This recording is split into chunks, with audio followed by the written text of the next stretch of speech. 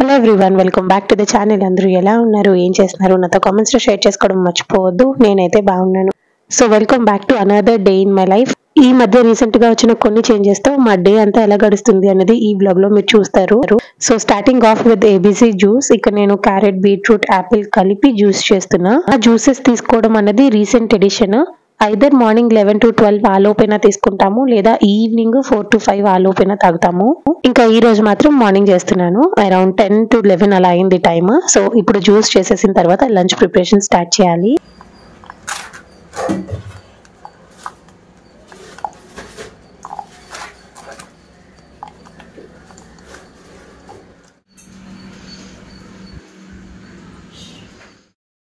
ఇంకొక recent edition ఏంటి అంటే, కిచెన్ లో పని అయిపోయిన వెంటనే ఎక్కడ సామాన్లు అక్కడ సర్దుకోవడం నేర్చుకున్నాను.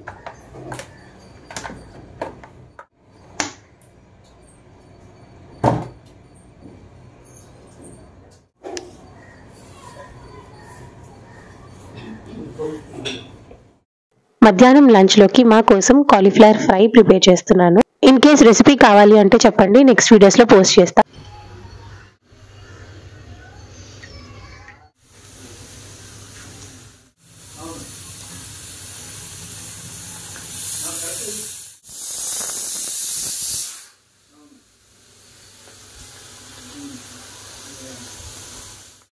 ఈ కాలీఫ్లవర్ ఫ్రైకి కాంబినేషన్ గా సాంబార్ ప్రిపేర్ చేద్దాం అనుకున్నా. అందుకనే కుక్కర్ లో కందిపప్పు ఉడికిస్తున్నాను.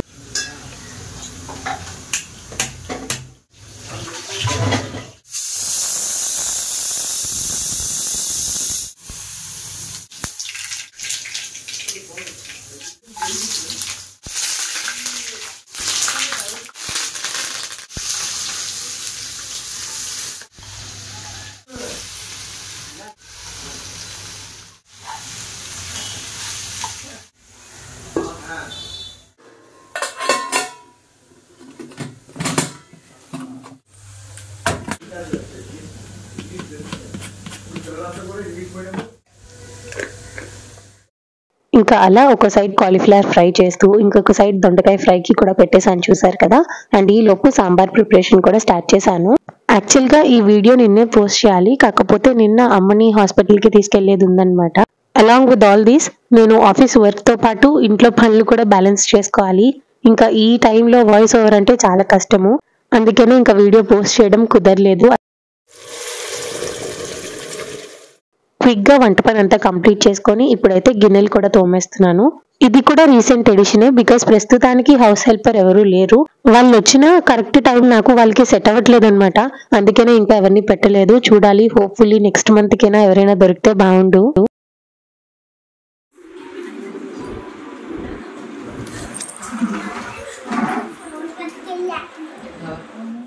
కిచెన్ లో వర్క్ మొత్తం కంప్లీట్ చేసుకొని ఎక్కడక్కడ సర్ది ఇలా కూర్చున్నానో లేదో వెంటనే బుడ్డోడు స్కూల్ నుంచి ఇంటికి వచ్చేసాడు. అండ్ వాడు వస్తూ వాడికి ఇచ్చిన రిటర్న్ గిఫ్ట్స్ కూడా తీసుకొచ్చాడు అనమాట.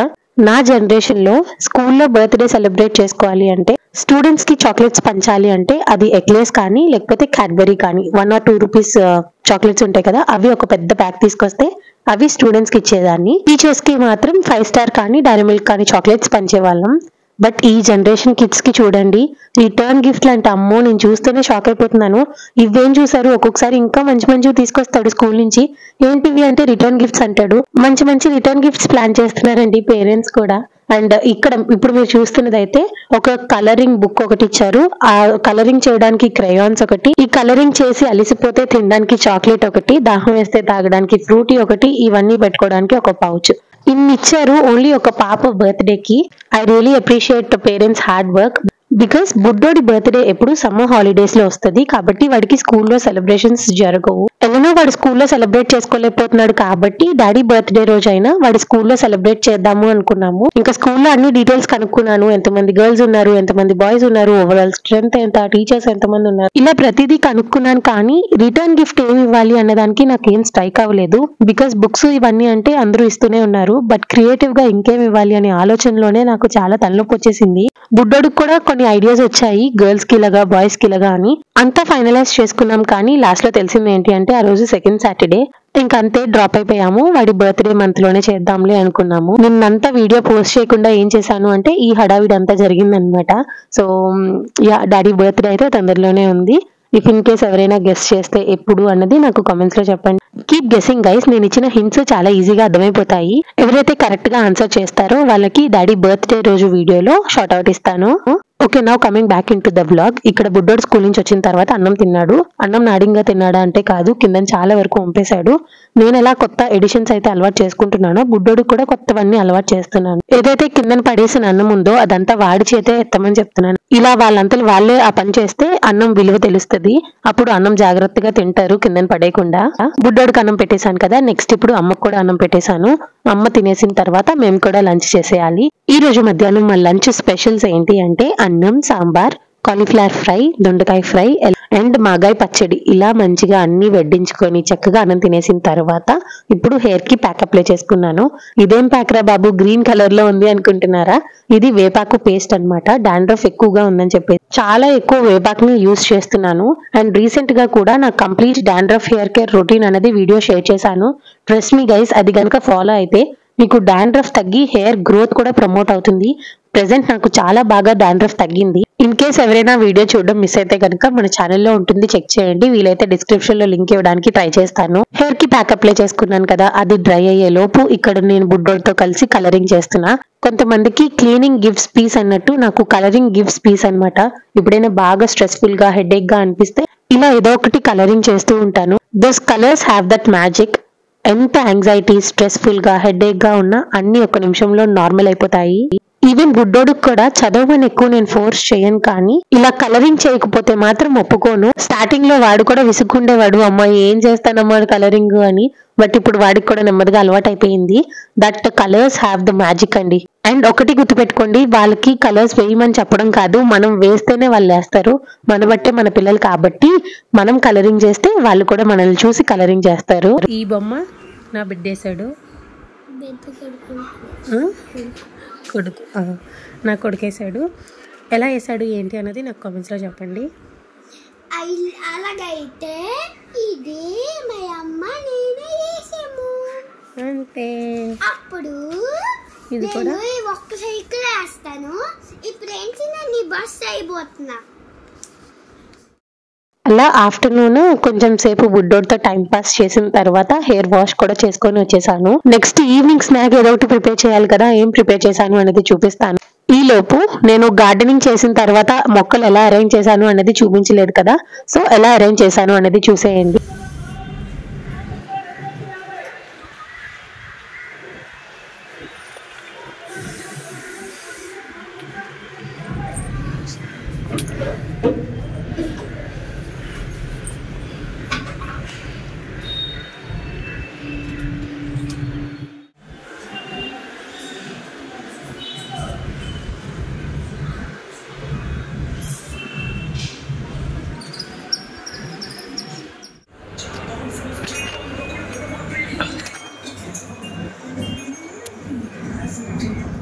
నా దగ్గర ఉన్న మందారాలన్నీ కూడా బెడ్రూమ్ బాల్కనీ సైడ్ కి షిఫ్ట్ చేసేసాను. అండ్ మెయిన్ బాల్కనీలో మాత్రం ఓన్లీ రోజ్ ప్లాంట్స్ మాత్రమే ఉంచాను అనమాట. White, red, yellow rose plants ఉన్నాయి నా దగ్గర. కొంచెం మొక్కల దగ్గర పాడైపోతే అవి కట్ చేసేసాను. వైట్ అండ్ రెడ్ మాత్రం ప్రూనింగ్ చేసి సెపరేట్ కుండీలో పెట్టాను. సో దాని ఫ్లవర్ ఎలా వస్తుందో చూడాలి. మనీ ప్లాంట్ ఉన్న కుండీలోనే నిమ్మకాయ మొక్క కూడా వచ్చింది. అది కట్ చేయడం ఎందుకులే అని అలానే పెట్టేశాను అనమాట. ఒక చెట్టు నుంచి ఇంకొక చెట్టుకి నీడ రాకుండా ఇలా నీట్ గా మెయిన్ బాల్కనీలో అరేంజ్ చేసుకున్నాను. నీడ వస్తే గనక కరివేపాకు చెట్టు చిగురు పెట్టదు, అందుకనే నీడ ఏమీ పడకుండా చెట్టుకి సెపరేట్ గా ఒక పక్కకు పెట్టాను. ఇంకా ఈ రోజు ఈవినింగ్ స్నాక్ గా సేమియా సగ్గుబియ్యం పాయసం ప్రిపేర్ చేస్తున్నాను.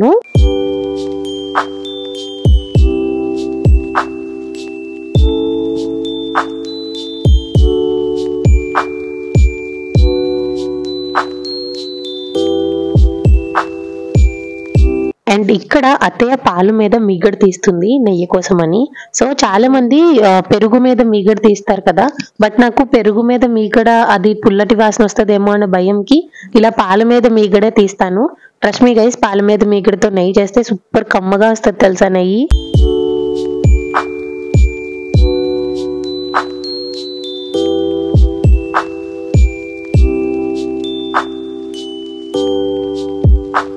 బయట కూల్ గా ఉంది క్లైమేట్, దానికి తోడు వేడి వేడి సేమియా సగ్గుబియ్యం పాయసం అయితే సూపర్ కాంబినేషన్. నేను ఏది ప్రిపేర్ చేసినా కొల ప్రకారం చేస్తానన్నమాట. అంటే ఏది మెజర్మెంట్ చూసుకోను, ఐబాల్ మూమెంట్ తోనే నాకు అర్థమైపోతుంది. బట్ అదైనా కరెక్ట్ గా చేస్తానన్నమాట. ఇంట్లో 5 ఉన్నాము, 5కి 5 గ్లాసులు అన్నట్టు 5 గ్లాసులు మాత్రమే వచ్చేటట్టు సేమియా పాయసం చేశాను. ఒకరికి ఎక్కువ అవ్వలేదు, ఒకరికి తక్కువ అవ్వలేదు, కరెక్ట్ గా పాయసం సరిపోయింది. మంచిగా సేమియా పాయసం తాగేసిన తర్వాత నైట్ డిన్నర్ మాత్రం చాలా లైట్ గా తీసుకుందాం అని అనుకున్నాము. బికాజ్ ఆఫ్టర్నూన్ లంచ్ కూడా కొంచెం హెవీగానే ఉంది కదా, సో అందుకనే నైట్ డిన్నర్ లోకి మాత్రం కరివేపాకు కారం దోశ చేస్తున్నాను. మనిషికి ఒక 2 దోశలు వేసి ఇచ్చేసామనుకోండి, గప్చుప్ ఇంకా తినేసి పడుకుని పోతారు. అండ్ ఈ కరివేపాకు కారం ఎలా ప్రిపేర్ చేసుకున్నాను అనేది రేపు ఒక షార్ట్ వీడియోలో పోస్ట్ చేస్తాను, చెక్ చేయండి.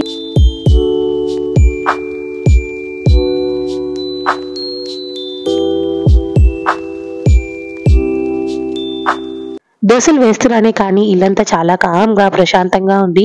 మరి నా పుత్రరత్న ఏం చేస్తున్నాడు అని చూస్తే, పొద్దున్న రిటర్న్ గిఫ్ట్ లో క్రేయాన్స్ ఇచ్చారు కదా, వాటితో ఆడుకుంటున్నాడు అనమాట. సరేలే నాయన ఏదో ఒకటి ఆడుకో అని చెప్పి వదిలేశాను. అలా అందరం డిన్నర్ చేసేసిన తర్వాత ఇప్పుడైతే నేను తాండ్రి కట్ చేస్తున్నాను. అదే అండి మ్యాంగో జెల్లీ. నాకు తాండ్రి అంటే చాలా ఇష్టము. ఎంతమందికి ఇష్టమో అనేది కూడా నాకు కామెంట్స్ లో చెప్పండి. బట్ ఇది టేస్ట్ అంతగా ఏం అనిపించలేదు, నార్మల్ గానే ఉంది.